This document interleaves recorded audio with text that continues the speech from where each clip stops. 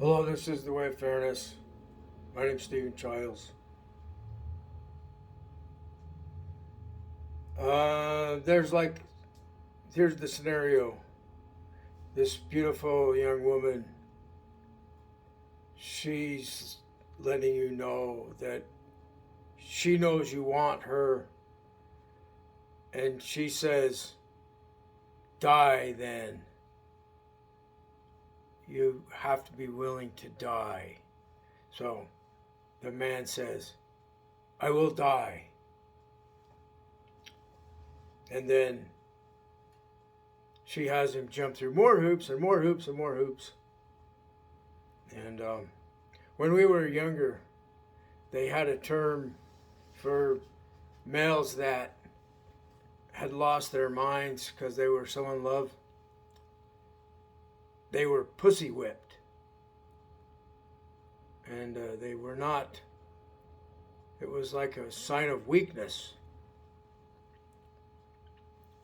So I think because of this I will die business, there's like this death game going on where it applies to all kinds of things. So it's like they got this secret gang that they decide if they're going to die, I'll die for that. It's like children playing this game. If you want this, then you have to die. They're making it all up. They're just making up this game. And it doesn't do anything. If one of them says, I will die, it does not do anything whatsoever that I can tell. So what I'm hearing from that gang, that telepathic nonsense, they think most of them will die now, like some future event. Is this about the people? What is this about? Is it even real? Am I making it all up in my own mind? Or is it actual telepathic connection to others? And are the others human, or are they alien? And they really aren't the humans out there. But it's like Pokemon. They have a avatar. So the human is the alien's avatar, or vice versa. Maybe they've gave their self to this other being. They surrendered to the Lord or to King Satan or whatever. And so they have to play the game, or else he will be mad at him in a narcissistic-like way. So if they don't do his bidding, he tries to destroy them.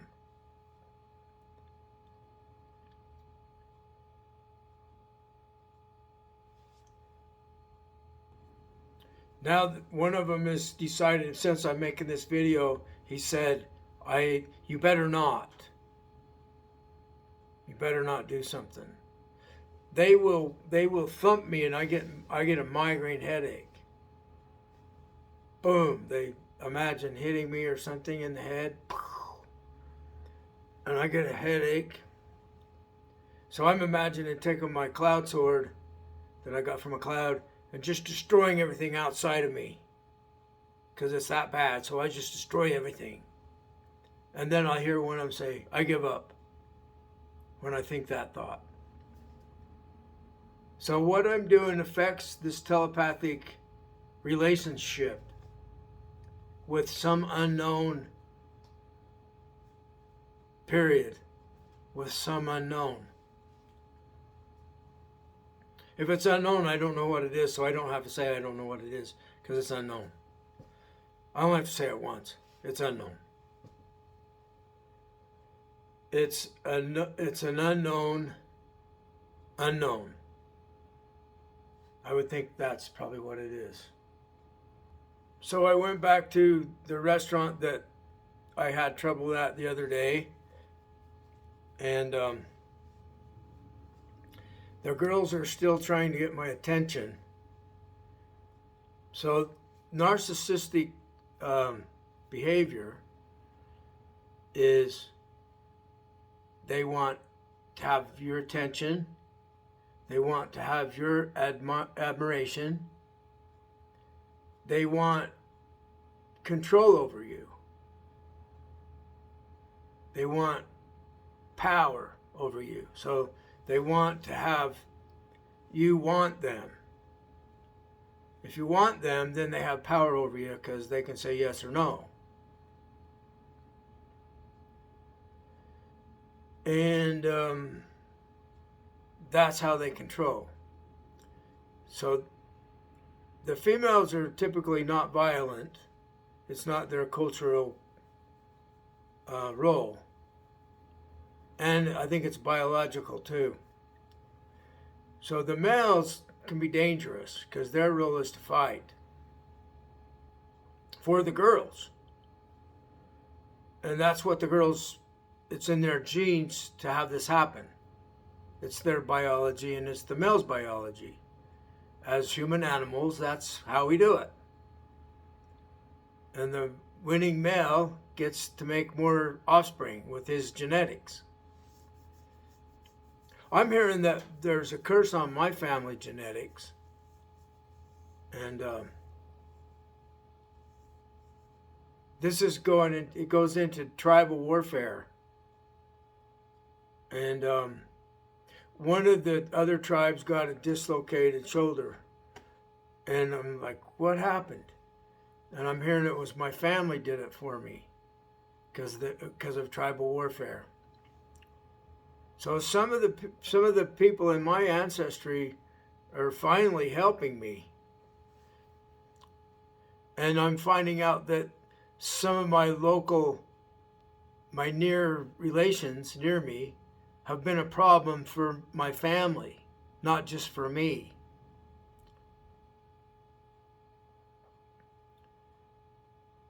So with the other males, like I heard this played out in my conscious awareness.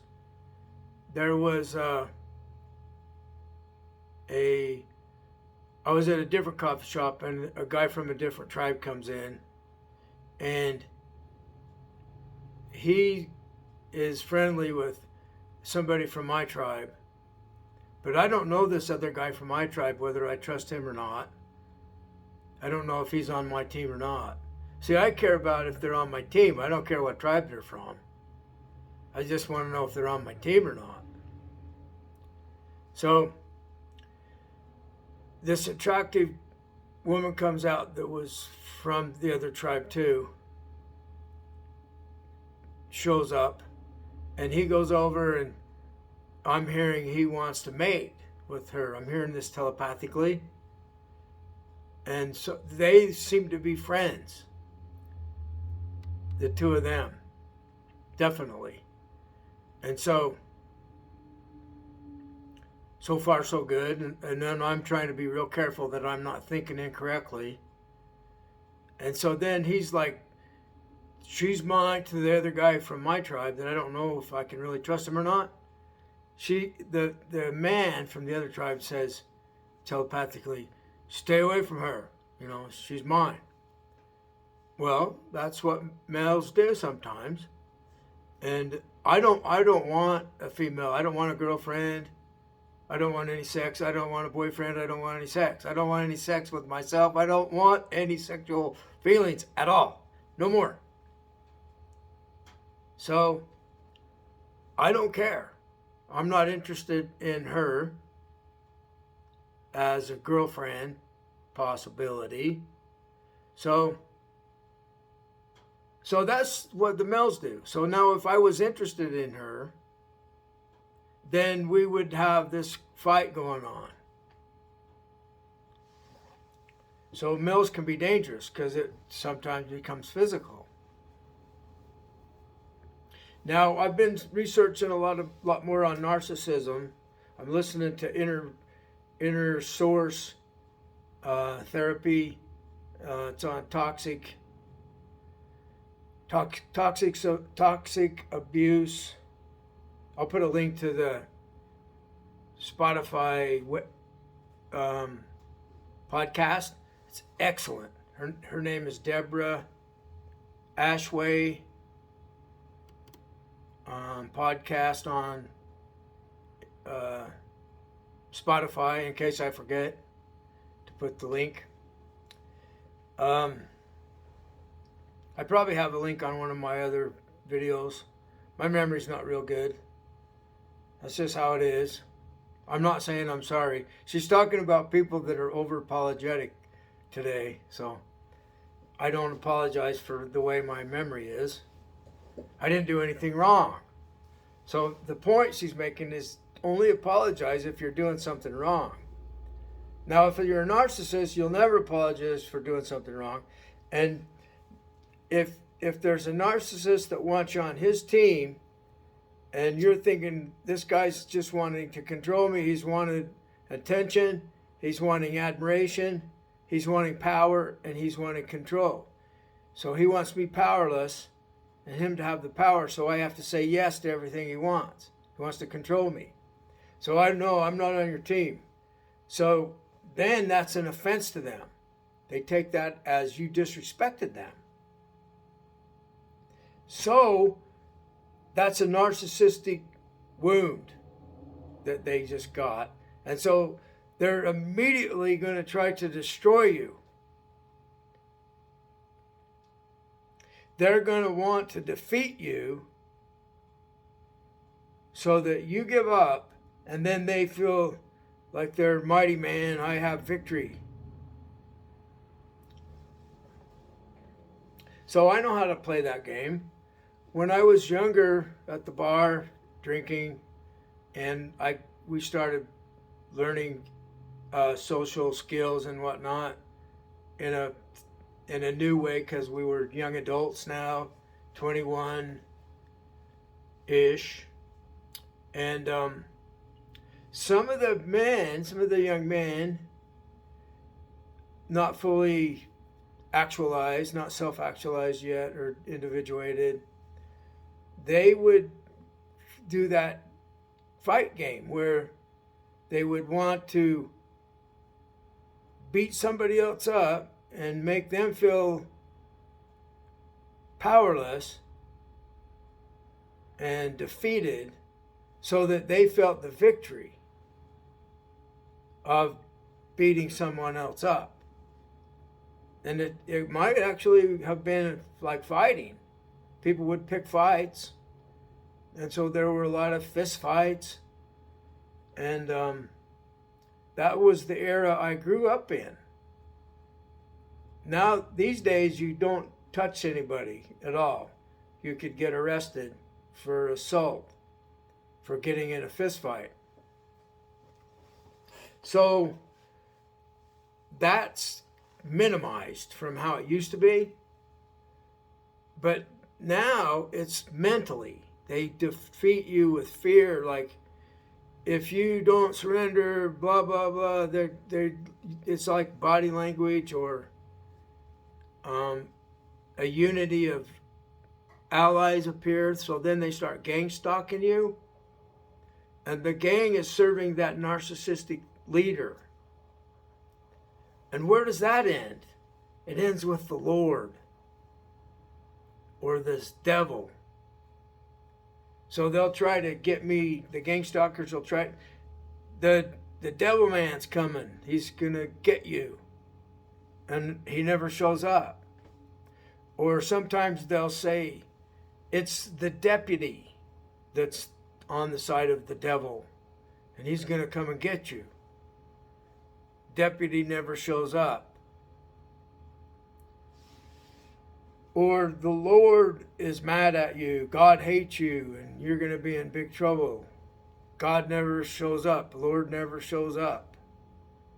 So all it is a network of people. And so I'm like, I'm sick of this, so I'm saying the kingpin of this whole group, the leader of this whole group, is a chicken shit, coward, piece of shit, joke, and he doesn't even dare come to talk to me face to face. I'm opening the door and going outside right now. Where are you, you piece of shit? You coward. You worthless asshole. And then you're a potato. You're nothing. I'm going to slice up a potato.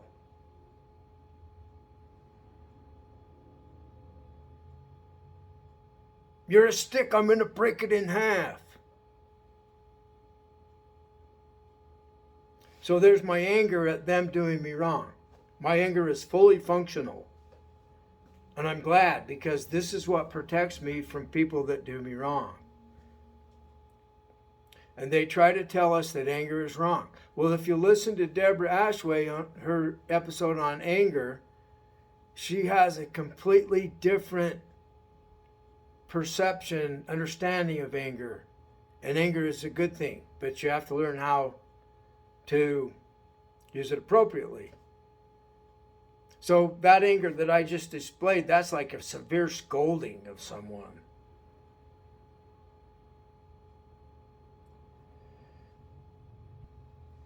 And I'm going to that extreme so that I could demonstrate to everybody there's no God or devil out there. There's not one, obviously. I'm an atheist. If there is one, then it's letting all this stuff play out on its own, and it has no intention of showing up. I saw a shadow in the parking lot. Somebody might have pulled in the parking lot. So I don't care about the telepathic thought anymore. It's all just hearsay. There's no evidence of what they're saying being true or false, if they're making it all up, if that's even real or not. What's real is the next events that happen, like the reflection of a car in the parking lot. That's an event.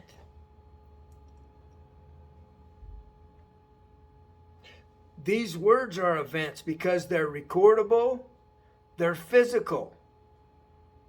Telepathic thought, we can't see any physicality to thoughts yet.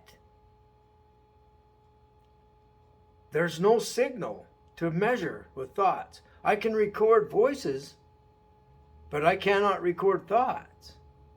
Now maybe, I'm hoping my higher power can record thoughts. I think they can.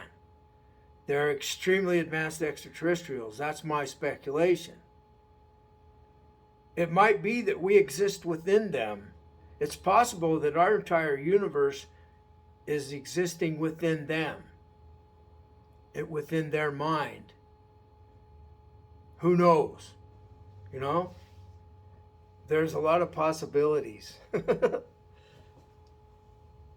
Now, if anything is possible, it's possible that some things are not possible. And that's probably a good thing, because there could be a possibility that is just dreadful, that you could get yourself into a dreadful possibility. And so it's good that some things aren't possible. I don't see reality as being actual. It's the most actual one that there is, that we're experiencing. And it might be a parallel universe type, parallel worlds. It might be superdeterminism. It might be any of the other explanations for quantum mechanics and gravity and cosmology. It could be any one of the possibilities, and all the possibilities play out all the time in some way, because it's not anything. And so all possibilities of zero are always happening. And this is zero. So this is my cosmology and philosophy and speculation. So the big boss guy out there, the one that said, you better not, he's telling the guys on his team not to hurt me. I just got back from the cafe that I had trouble at the other day, and they had been gang stalking me. They ganged up, and I've been struggling with not responding. So I've decided that's my best tactic at this point, is to not respond. And it's working well. I think it's a better way. I think I've learned a lesson that not responding is better. And I know that I can use my imagination with the sword that's imaginary and just do some hand signal like that. And I'm thinking I'm destroying everything because something's wrong for me right now. And then somebody might even flinch. It's weird. So I can defend myself without verbal response or without getting angry in public. So that kind of anger that I displayed there, I think you should probably, well, make a video like this if you want to do that, or put it on, write it down, write your anger down, write the words down. And if you have any concern about saying something illegal, then destroy the paper. And it's just like for learning purposes, it's imaginary violent thoughts. And research into the paranormal kind of thing. So I'm hearing that what they're calling the devil is actually helping me now. He's not showing up to hurt me. I passed all the fear tests, and I can function in spite of being afraid, and I don't have to seek relief from the pain or the fear. I don't surrender from threats of pain. So I'm thinking, like, let's escalate this. If they're doing us wrong, let's increase the violence against them 1,000-fold, 1,000,000,000-fold, infinitely. And then somebody gave up because we're increasing the violent thoughts against them infinitely. So they're not trying to rule us, dominate us. Is all we want is fairness, see? If we were trying to have an unfair advantage over someone, then they would not give up either. So it would just escalate forever, I guess. I had a dream like that where the narcissist was like a monster on the other side of a border, a boundary. And I'm on this side, and the narcissist guy was on the other side. And so we're fighting each other with power. And the power just started increasing like 1,000-fold, 1,000,000-fold. And I wasn't going to stop. And the monster narcissist man, who later became my friend in real life, he wasn't going to stop either. And so then a lion roars in my kitchen in the dream, and I thought, no, it's real. That lion's in my kitchen. It just woke me up. I had to get out of bed to make sure there wasn't something in my house. So it stopped it. So now what they're calling the devil is helping me by directing others to not attack or not offend or not annoy, not bother me. I get accused of bothering them because I haven't surrendered to their narcissism. So therefore I'm bothering them. That's when I'm going to destroy everything.